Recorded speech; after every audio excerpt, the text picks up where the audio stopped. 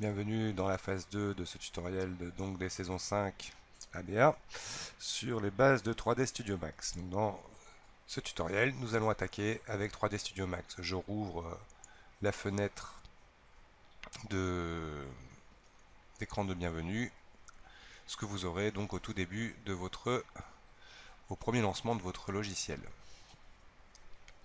Donc la première chose à savoir, c'est qu'on peut le décocher et le rouvrir quand on veut, donc par le menu Aide, écran de démarrage. Donc j'expliquerai plus en détail pas mal de choses, mais il y a un truc intéressant, donc c'est que vous avez aussi accès à des vidéos, à des chaînes de formation directement d'Autodesk par ce biais-là. Hop, on y reviendra. Donc voici une interface par défaut de 3D Studio Max, donc en version française. Donc pour ceux qui ont un Windows 7 dans le dossier tous les programmes Autodesk 3D Max 2015, il y aura un dossier langage dans lequel il faudra lancer une fois la version 3D Studio Max 2015 en français, et après le raccourci par défaut vous l'ouvrira en français. Sinon vous allez vous retrouver dans une interface en anglais si vous lancez le raccourci 3D Max 2015 par défaut. Dans Windows 8, pour ceux qui l'auront, vous verrez très bien à un moment donné, il y a des boutons partout. Donc j'expliquerai, je ferai peut-être des explications, mais plus en cours, pour montrer aux gens comment un peu alléger le menu aéro là, de Windows 8 en virant pas mal de raccourcis qui peuvent servir à rien. Donc, nous voici donc dans 3D Studio Max. La première chose que je vais vous montrer, donc, c'est la personnalisation. Donc on va changer l'interface utilisateur, personnaliser les paramètres par défaut. Par défaut, 3D Max est en défaut UI et en Max. Étant donné que nous utiliserons Mental Ray dans la formation, autant le mettre tout de suite en Mental Ray. Vous verrez qu'il vous change beaucoup de paramètres dans votre 3D Max. On en parlera au fur et à mesure, on verra bien évidemment comment utiliser tout ça. Donc Mental Ray, c'est le moteur de rendu qui vous permettra en même temps de créer des matériaux, de créer des lumières, de créer donc des rendus, des effets grâce à Mental Ray. Par défaut, donc on utilisera nous le thème défaut UI, donc UI utilisateur interface. Vous avez la possibilité de choisir des interfaces light. Vous voyez, il y a deux types d'interfaces qui s'offrent à vous. Vous avez la possibilité d'avoir des barres d'outils supplémentaires ouvertes. En gros, vous verrez que tout ça, ça peut se personnaliser, mais évitez de vous perdre dès le début, donc restez dans la défaut UI. Donc là, quand vous ferez définir, il vous proposera de redémarrer à la fin du processus de changement de l'interface votre 3D Max. Étant donné que je n'utiliserai pas les paramètres Mental Ray dans cette vidéo, je n'aurai pas besoin de redémarrer. De toute façon, à votre prochain redémarrage, ces paramètres sont pris en compte. La deuxième chose intéressante à savoir, donc, c'est aussi, comme vous travaillez dans un univers, il est important de savoir personnaliser son unité. Donc par défaut, 3D Max est en unité générique et dans l'unité système en pouces. Donc je vous conseille, pour bien me suivre, de bien passer à la fois donc dans l'unité système en centimètres, je dis OK, et dans l'unité de l'affichage en centimètres aussi. Je dis OK. Vous le constaterez du coup dans l'interface, à cette zone-là, il y a marqué grille égale 10 cm. Tout simplement, ce que je vois donc dans mes différentes vues, ce sont des carreaux de grille qui sont égales à 10 cm. Chaque carré est égal à 10. Nous allons directement aller tout en bas de l'interface et basculer l'affichage en plein écran. Donc ce bouton, et vous verrez que la plupart des boutons ici donc, concernent l'utilisation de la fenêtre. Et donc le raccourci pour celui-ci est Alt W. Alt W donc vous permettra de passer donc en mode plein écran avec le raccourci clavier. Pour ceux qui n'en ont jamais fait, vous appuyez sur Alt qui reste enfoncé et vous appuyez sur W autant de fois que vous voudrez pour switcher en fonction de la fenêtre où vous travaillez. Alors, l'espace dans lequel on travaille s'appelle une scène. Une scène dans 3D Studio Max peut être vue de plein d'endroits, comme on imagine une scène de théâtre, une scène de cinéma plutôt, avec différents angles de vue, un plateau de télé, etc. une scène.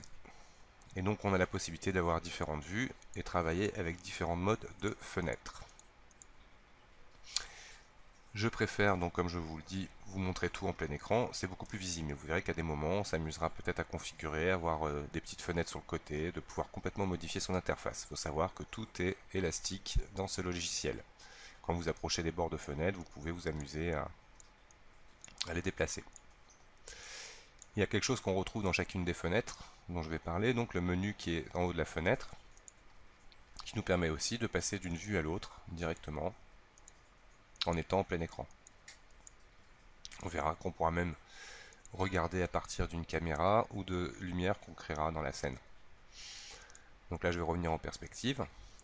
À partir du moment où on voit que je suis passé d'une vue par exemple face et que je reviens sur la vue perspective, ma perspective est tout écrasée. Je ne vois plus ma grille. À droite nous avons un bouton quand je le survole qui offre pas mal d'options. Notamment la petite maison qui est en haut à gauche, un simple clic gauche dessus et hop, je reviens à ma vue d'origine. Un clic gauche sur ce bouton-là vous permettra aussi, en déplaçant votre souris, de pouvoir tourner dans votre vue. Vous déplacez votre orbite. En cliquant sur les différentes zones où c'est marqué, vous pourrez comme ça aussi prendre des vues plus ou moins paramétrées. Et vous aurez la possibilité donc de faire pas mal de petites choses comme ça, de pouvoir aussi faire des rotations de votre vue.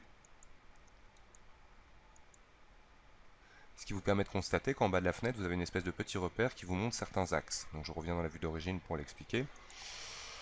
Tout simplement, ici, nous sommes dans un univers dont tous les objets que vous allez créer. Donc il faut savoir que tout ce que vous pourrez créer dans 3D Max se nomme un objet. Et là, nous voyons donc les orientations de l'axe de l'univers. Donc le Z part vers la hauteur, le X et le Y seront au sol. Il est important de comprendre aussi la position des axes qui vous montreront le côté positif. Là, je pars en plus X, Y, pardon, et ici en plus X. Comme si je vais ici en plus Z. À l'inverse, je descendrai, etc. Alors, on va voir que pour s'orienter dans la fenêtre, il est beaucoup plus aisé d'utiliser le bouton Alt qui est à gauche de la souris, plus la molette. Donc la molette déjà que vous avez sur votre souris, quand vous la faites tourner comme dans un site web, elle vous permet donc de zoomer ou de dézoomer. Et quand vous appuyez dessus, comme sur un bouton sur cette molette, il faut bien appuyer dessus, et que vous déplacez votre souris, automatiquement vous aurez accès à l'outil glisser, pan en anglais, que vous trouvez ici dans l'interface. La molette donc enfoncée permet de glisser dans la vue. En appuyant sur Alt, qui est juste à gauche de la barre espace, tant que je le laisse appuyer, je pourrai tourner. À n'importe quel moment, je peux le lâcher, revenir glisser, Alt, je retourne. Vous apercevrez aussi qu'il est intéressant de pouvoir avoir la souris qui passe d'un... En fait, qui par rapport au bord de l'écran reviendra et permettra comme ça de pouvoir faire des grands déplacements ou des grandes rotations. Dans certains cas, vous verrez que ce n'est pas possible. Donc là, je reviens sur ma petite vue d'origine. Alt, donc plus la molette, je fais une rotation dans ma vue, donc l'outil orbite, en gros, qui équivaut à ce bouton-là. Et pour avoir vraiment accès à un zoom beaucoup plus progressif, CTRL, ALT, molette enfoncée, ça vous permettra de zoomer et de dézoomer. Mais beaucoup plus progressivement que quand vous le faites en tournant la molette. Donc je répète, molette enfoncée, je glisse, orbite avec Alt plus la molette enfoncée en déplaçant la souris, CTRL vous donne le zoom. À n'importe quel moment, sans lâcher la molette, vous pourrez continuer de venir vous déplacer. Et donc vous verrez, une fois que vous saurez manipuler ça, ça sera le moyen le plus efficace pour vous déplacer dans l'univers 3D. Donc nous allons voir maintenant, pour se déplacer, il est intéressant de commencer à créer des objets. Donc dans 3D Studio Max, la partie, vous avez la possibilité de venir créer avec le menu créer, et là ici vous verrez que vous avez accès à tout ce que vous pouvez créer bien évidemment, mais il est beaucoup plus aisé de l'utiliser dans une partie classée dans ce qu'on appelle à droite le panneau de commande. Le panneau de commande, quand je vois la double flèche sur le côté, me permet de l'étendre. On verra que pour certaines options, il est intéressant d'avoir beaucoup plus de place que de tout simplement faire glisser. Donc on verra le petit ascenseur pour aller voir les options qui sont des fois interminables pour certaines options. certains paramètres. Donc dans le panneau de commande, par défaut, nous sommes dans le menu Créer. Et Géométrie est activée avec comme fonction la primitive standard. On verra qu'il y a pas mal d'autres objets possibles, la possibilité de rajouter des plugins, etc. Vous verrez que c'est un univers assez large pour ceux qui démarrent. Et donc, dans les primitives standards, nous allons prendre le premier objet, donc apprendre à créer une boîte, qui est très simple. Je clique sur la boîte, et à partir du moment où la boîte est cochée, je vais pouvoir cliquer et glisser pour tracer la diagonale de ma géométrie. Je lâche ma souris, je vais vers le haut ou vers le bas pour choisir la hauteur. Je clique pour valider.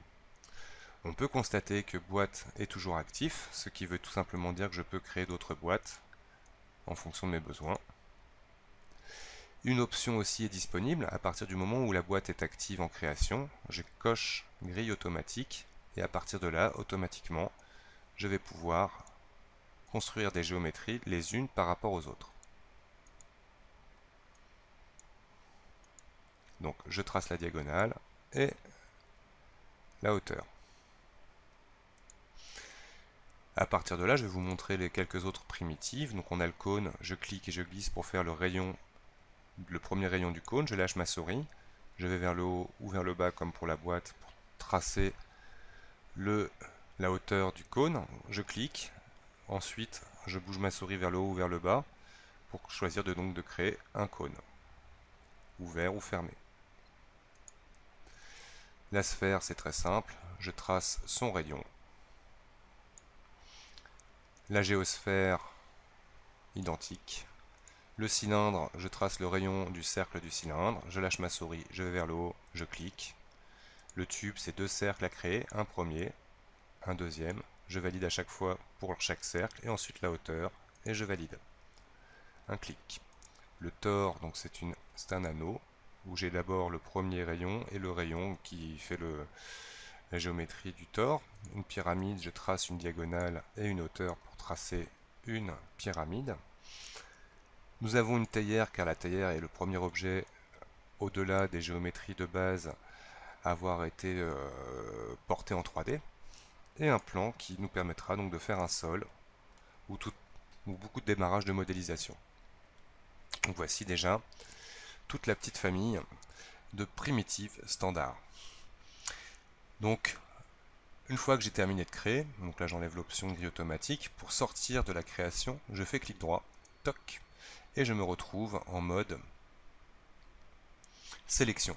On peut voir que sélection dans l'interface est actif. À partir de ce moment-là, nous allons voir comment donc sélectionner. Il est très simple donc de cliquer sur un objet, je vois qu'automatiquement il sera sélectionné. Nous pouvons faire des sélections avec addition en utilisant la touche CTRL, vous permettra d'additionner des objets, Alt de soustraire. Alt, je soustrais. Donc dans 3D Max 2015 par rapport aux versions 2013, dans l'affichage, vous voyez directement le maillage des objets sélectionnés et vous ne voyez pas le maillage des objets qui ne le sont pas. Pour vous montrer comment ça se règle, dans la vue réaliste, donc c'est le qui concerne l'affichage de ma vue, vous avez tout en bas configuré. Et en gros, dans 3D Max 2013, la sélection est visible par le délimiteur de sélection, qu'on appelle aussi la boîte englobante dans l'ancienne version, et des cochers afficher sélection avec face délimitée. Je fais OK, et là je me retrouve comme un 3D Max 2013. Vous verrez aussi que dans 3D Max 2013, vous avez la possibilité de masquer, ça on le verra plutôt après. Je le dirai ensuite, c'est encore une des différences que vous aurez en fonction des versions. Donc à partir de là, pour sélectionner, nous avons donc d'autres options. La prochaine option, c'est sélectionner par nom, qui vous permettra d'avoir une boîte de dialogue vous permettant par cliquer glisser. Ah, le cliquer glisser ne marche plus, avant ça marchait dans cette boîte, ça ne marche plus dans cette version. Donc je peux faire donc des shifts pour faire un étendu et contrôle pour en additionner d'autres. En faisant OK, ça me permet de sélectionner. Ah bah ça a très bien marché. C'est intéressant. Est-ce que ça serait un bug? Ok.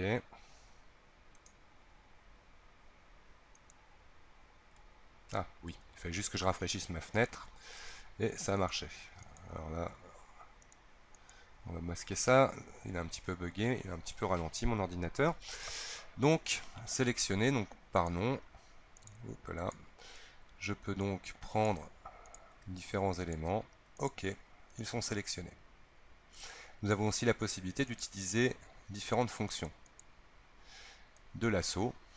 Donc ça veut dire que simplement en traçant un lasso par défaut, je pourrais utiliser la sélection et utiliser d'autres types de lasso. Un lasso circulaire, un lasso en mode lasso par angle qui me permettra comme ça, hop, de sélectionner des parties.